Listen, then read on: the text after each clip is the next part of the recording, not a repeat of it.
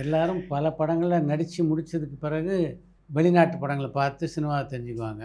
நீங்கள் சினிமாவை பற்றி பயிற்சி பெற்றதே ஒரு ஃப்ரெஞ்சு படத்தில் தான் முதல்ல, இல்லையா? ஆமாம். அப்போ என்னோடய ப்ரொஃபஸர் ஃப்ரான்ஸ் போயிட்டு வரப்போ ஒரு ஃப்ரெஞ்சு படத்துக்கு மேனேஜர் அவர் கூட வந்தார். அப்போ எங்கள் அண்ணனுடைய மச்சான் வந்து சிஎம்மோட பிஏவாக இருந்தாங்க. ஸோ அதை ஆர்கனைஸ் பண்ணுறதுக்காக என்னை வாலண்டியராக கூப்பிட்டு போயிருந்தாங்க.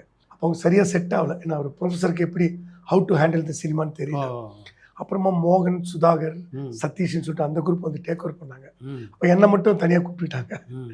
ஸோ அப்போ பர்மிஷன் பாண்டிச்சேரியில் எதுவுமே கிடையாது. அப்போ என்னென்னா நான் சொல்கிறது 95. அப்போ வந்து லைவ் ரெக்கார்டிங் எடுத்திருந்தாங்க. 1947 சொல்லிட்டு த லாஸ்ட் போர்ட் இன் இந்தியான்னு சொல்லிட்டு அது ஃபஸ்ட்டு படம். அப்போ சவுண்டெல்லாம் வரக்கூடாது, லேட்டஸ்ட் சவுண்டெல்லாம் வரக்கூடாது. அதனால் 2-3 கிலோமீட்டர்ஸ்க்கு முன்னாடி வாக்கி டாக்கி வச்சு சவுண்டை லாக் பண்ணுவோம். அப்போல்லாம் யாரும் வாக்கி டாக்கியை பார்த்துருக்க மாட்டாங்க. போலீஸே வந்து எங்கிட்ட கேட்பாங்க, சரி நான் வாக்கி டாக்கி அப்படின்ட்டு. அப்போ ரொம்ப இதாக இருக்கும். அப்போ அவங்க கூடயே நாங்கள் வந்துட்டு இது பண்ணேன். அப்போ அந்த குரூப்பில் வந்தப்போ மின்சார கனவு ஷூட்டிங்க்கு லொக்கேஷன் பார்த்துட்டு இருந்தாங்க.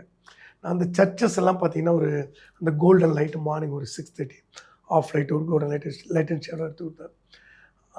அதை பார்த்துட்டு ராஜமன் சார் ஏன் நல்ல டேலண்ட் இருக்கேன் வேணா இங்கே வந்து ஜாயின் பண்ண சொல்லுங்க.